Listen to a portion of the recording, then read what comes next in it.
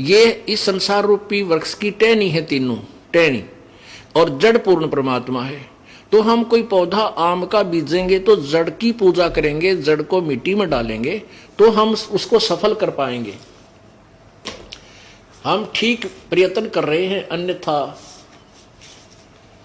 हम उल्ट कर रहे हैं। अब देखिएगा, जैसे आप कोई आम का पौधा लाए नर्सरी तक, उसको कैसे बीजा जाता है, उसको ऐसे लगाया जाता है, उसको नीचे को मिट्टी में या गमले में जड़, उसकी जड़ें गाड़ दी जाती हैं और उस जड़ में सिंचाई की जाती है, जड़ की पूजा की जाती है।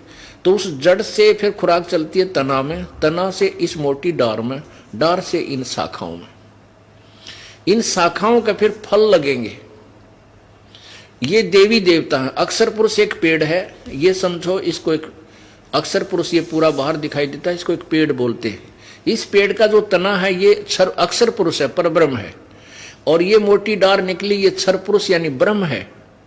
और ब्रह्म के आगे यानी क्षर पुरुष डार के आगे 3 शाखाएं हैं छोटी, ये रजगुण ब्रह्मा, सतगुण रसगुण ब्रह्मा, सतगुण विष्णु, तमगुण शिव जी हैं।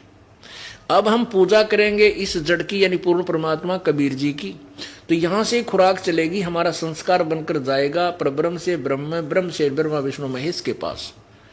तो ये हमें न चाहते हुए इन टहनियों का फल लगेंगे, क्योंकि हमने सेवा कर दी उस जड़ की, इसने वहां भेज दी खुराक। ऐसे ही हम पूर्ण परमात्मा की भक्ति करेंगे तो इस भक्ति से हमें संस्कार बनेंगे और ब्रह्मा विष्णु महेश हमें इनका फल देंगे ही देंगे, अवश्य ही देंगे, रोक नहीं सकते। अब हम इन देवी देवताओं के विरोधी नहीं हैं, लेकिन हम क्या कर रहे हैं, हम इस चीज के विरोधी हैं कि आपने संसार रूपी पौधे को, आम के पौधे को उल्टा बीज दिया, भक्ति रूपी पौधे को। आप टहनियों को तो नीचे जमीन में गाड़ ली, इनकी पूजा शुरू कर दी, जड़ छोड़ दी, जड़ ऊपर कर दी। आपका भक्ति रूपी पौधा नष्ट हो रहा है, ये सफल नहीं होगा। अब दास ये कहता है कि आप केवल ऐसे करो, ऐसे कर लो इसको, बस दैट्स ऑल। ये देवता भी हमारे साथ हैं, ये फल भी देंगे। ये जब देंगे जब हम ऐसे पूजा करेंगे, इस परम पिता की पूजा करेंगे, पूर्ण परमात्मा की। तो इसकी साधना ना करने से हम अपने जीवन को व्यर्थ कर रहे हैं। शास्त्रीय शास्त्र विधि अनुसार साधना, तो जैसे हम जो कहते हैं आप उस तरह करोगे तो आप सफल होगे।